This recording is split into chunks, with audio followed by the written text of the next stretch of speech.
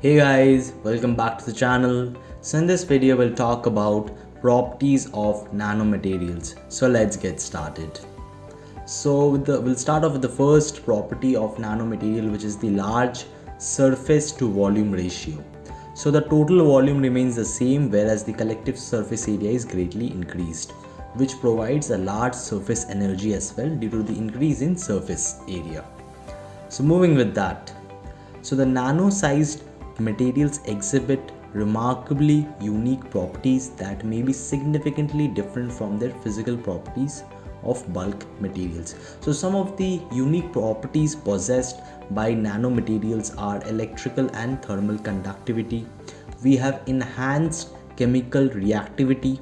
Also, we have different magnetic properties. So these three are unique properties inhibited by nanoparticles. So moving with that, so talking about some of the more properties of nanomaterials, which is different electrical, chemical and thermal conductivity on magnetic properties. So nanoclusters have discrete energy levels that generate large energy gap, and the resonant wavelength depends on the particle's radius. So higher surface area makes nanomaterials chemically more active. So more the surface area, more the chemical nature or activity or chemical activity becomes higher in nanomaterials. Also, nanomaterials exhibit electrical properties in between semiconductors and metals. So you all have studied about this point in your junior classes maybe. So nanomaterials lie in between the semiconductors and the metals. So these have electrical properties which lie between the two. Also, one of the example is the silicon is insulator or a semiconductor material which becomes conductor at nanoscale range. So when you go to that particular range, or when you go to the micro or nanoscale particularly, so this particular silicon, which is an insulator at normal temperature, becomes a conductor at nanoscale range. So moving with that, so talking about another example that we have here is the platinum, so which becomes a catalyst at nanoscale range, which is used in vehicle catalytic converters.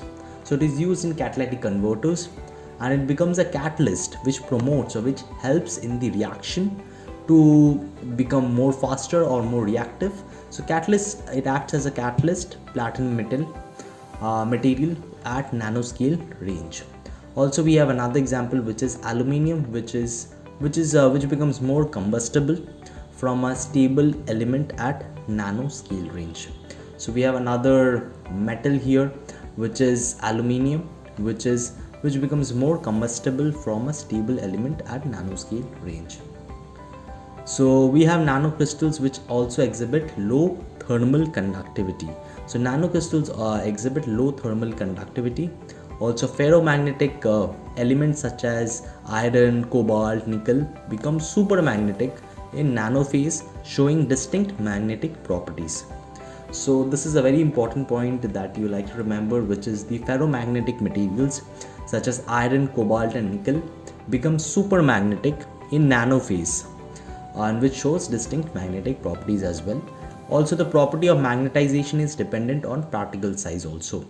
So the surface area versus the particle size plays a very important role, so which also determines the magnetization, the chemical property and the stability. So moving with that, so talking about the melting point as and lattice constants. So nanomaterials in nano range or below 100 nanometer are found to have lower melting temperature with reduced lattice constants. So nanomaterials in nano range have lower than normal. So these have lower melting point in reduced lattice constants. Also, the relationship between melting points of a bulk material, which is represented as TB, and a nanomaterial, which is represented as TM, is given by, so the bulk material minus the nanomaterial is given as 2 TB by delta H pi s rs. Also in brackets we have ys minus gamma ys minus gamma I, and psi s by psi I 2 by 3. So rs is the radius of the particle, whereas delta H is the molar latent heat of fusion. So you all have studied about delta H, which is molar latent heat of fusion in your junior classes as well. Also we have I and P, which is the surface energy and density respectively. So moving with that, so talking about another graph here, which is the melting point and the lattice constants. So the melting point of gold nanoparticles as a function of size. So this is the size, you can say this is the size and this is the melting point. So as the size increase, also their melting point also kind of increases. So you can see a gradual increase here, and at some point it becomes kind of stabilizes itself. So more the size of the particle, the melting point also increases. So moving with that, so we have a next point, which is the surface plasmon resonance or SPR. So upon incident radiation, coherent excitation of all free electrons on the surface of a nanoparticle leads to an in-phase oscillation. Also, so whenever an incident radiation, so let's say this is a nanoparticle, so let's consider this is a nanoparticle. Whenever a light falls on the nanoparticles, so there is excitation of atoms or particles which is present on the nano surface, which leads to the formation of a in-phase oscillation. So you can see somewhat like, so the diagram is somewhat like this. So it forms a in-phase oscillation in itself when the light falls on the nanoparticle. So talking about the next point, which is colloidal plasmonic metal nanocrystal generate SPR when their size is comparable to wavelength of the incident radiation. So this particular colloidal plasmonic metal nanocrystals generate surface plasmon resonance or SPR when the particular size is comparable to the wavelength of the incident radiation. So this is which is given as 2R less than wavelength, or 2R less than wavelength max by 10. So this is the dielectric constant, as you can see. And when these two equalize, when the electric field and this particular thing, both the size and the intensity of the incident radiation equalizes, it leads to formation of surface plasmon resonance. So moving with that, so more about surface plasmon resonance, which says that the electric field of an incoming light induces a polarization of the free electrons relative to the cationic lattice.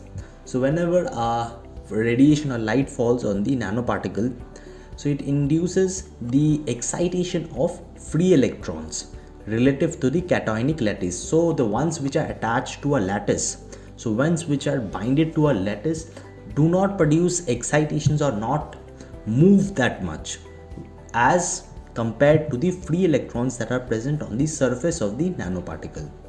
Also, we have a homogeneous dipolar oscillation of electrons, which is created with a certain resonant frequency. So such oscillations are called plasmons. So when light falls on it, it creates certain kind of in-phase oscillations. So these oscillations are known as plasmons. Also, for spherical plasmonic nanoparticles, the resonant wavelength depends on the particle's radius, material's composition, and refractive index of the material. So these three are important terms for SPR. And the wavelength which is produced, so it depends on the particle's radius or the radius of the nanoparticle. We have material's composition, so the composition of the nanoparticle, and we have the refractive index of the medium. So we also talk about the R, or the refractive index of the medium, how it reflects light and how it absorbs. So, and we have another factor, which is increasing the radius or the medium's refractive index will cause a red shift of the plasmon resonance. So increasing the radius or increasing the size of the particle or the refractive index will cause a red shift of the plasmon resonance. So it will cause a kind of shift in the oscillations or the plasmons that are produced when an incident ray falls on the nanoparticle. So it will cause a shift in the plasmon resonance. A red shift is another shift, or the oscillations which are produced like this, so which will be shifted kind of towards its right. So let's just keep this video till here. Hope you enjoy this video and thanks for watching.